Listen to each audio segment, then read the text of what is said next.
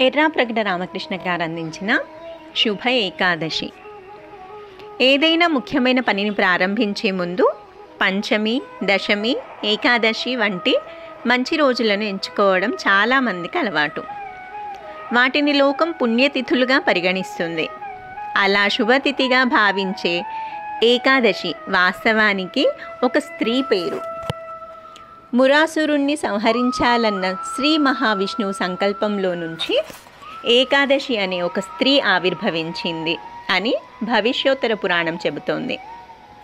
మురాసుర సంహారంలో ఆమె ప్రదర్శించిన సాహసానికి శ్రీహరి ఎంతో ముగ్ధుడయ్యాడు. ఎల్లకాలం నీకు నేను ప్రియమైన దానిగా ఉండాలి అని ఆమె కోరగానే అంగీకరించాడు. ఆ కారణంగానే ఏకాదశికి హరిప్రియ అనే పేరొచ్చింది. ముందు యుగాల్లో బయట బాహాటంగా సంచరించిన రాక్షసులు కలియుగం నాటికి మనుషుల హృదయాల్లో దూరి ఆలోచనల రూపంలో స్థిరపడ్డారు.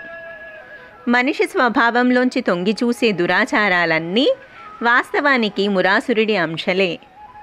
అసూయ ద్వేషాలు, అలవిమాలిన అహంకారాలు, అరిషడ్వర్గాల విశృంఖల విహారాలు ఇవన్నీ మురాసురుడి అనుచరణ గణాలు. వాటిని సమూలంగా నిర్మూలించాలంటే మనసును అదుపు చేసుకోవాలి. ఆ దృష్టితోనే నా పుణ్యతిథి నాడు మానవులు ఉపవాస, ఉపాసనాది ప్రత్యేక విధుల్లో నిమగ్నమయ్యేట్లు అనుగ్రహించు అని ఏకాదశి శ్రీహరిని రెండో కోరిక కోరింది. ఏకాదశి పర్వదినాన ఉపవాస నియమం ఆ రకంగా ఆచరణలోకి వచ్చింది. అరి అంటే శత్రువు. అరిని జయించాలంటే హరిని ఆశ్రయించడం ఒకటే మార్గం. తన్మయత్వంతో హరి సంకీర్తనలో నిమగ్నమై ఆకలి మర్చిపోవడమే ఉపవాస దీక్షలోని ఆంతర్యం. అది ఏకాదశి రోజున మనిషిలో మరింత ఏకాగ్రతకు కారణమై ఎన్నో రెట్లు ఫలితాన్ని ఇస్తుంది. కాబట్టి ఏకాదశిని హరివాసరం అన్నారు. హరినామస్మరణం, ఉపవాస నియమం ఏకాదశి పూట మనిషి విద్యుక్త ధర్మాలయ్యాయి. కొత్త సంవత్సరం వానకారుతో ప్రారంభం కావడం వైదిక కాలం నాటి ముచ్చట. అందుకే సంవత్సరానికి వర్షం అనే పేరు వచ్చింది. ప్రతి ఋతువును ప్రత్యేక యజ్ఞయాగాదులతో ఆరంభించడం ఆనాటి కాలంలో ఆనవాయితీ. యతులు, పీఠాధిపతులు, ఆచార్యులు పాటించే చాతుర్మాస దీక్షలు ఆ పరంపరలోవి. ఆషాఢ శుద్ధ ఏకాదశికి తొలి ఏకాదశి అని పేరు.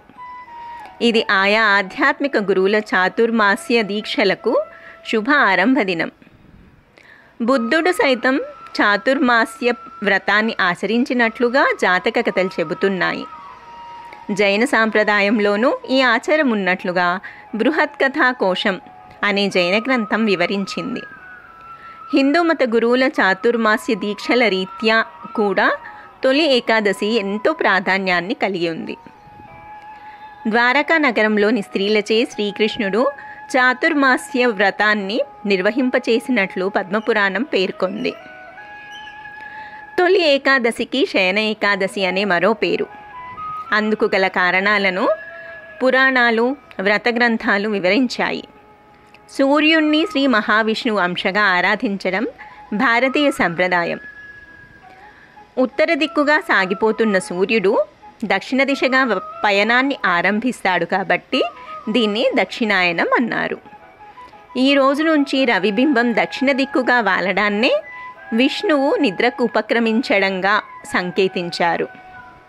శేషపాన్పై ఆయన పవళించే రోజు కాబట్టి ప్రథమ ఏకాదశిని శయన ఏకాదశి లేదా దేవశయనిగా పిలుస్తారు. తొలి ఏకాదశికి గల రకరకాల పేర్ల వెనుక అంతరార్థాలను గమనిస్తే ఇది ఎంతటి పుణ్యదినమో తెలుస్తుంది. నేడు పాటించవలసిన విధి విధానాల పట్ల, నియమనిష్టల పట్ల గురి కుదురుతుంది. మనిషి దిశను, దశను మార్చగల తిథి ఏకాదశి.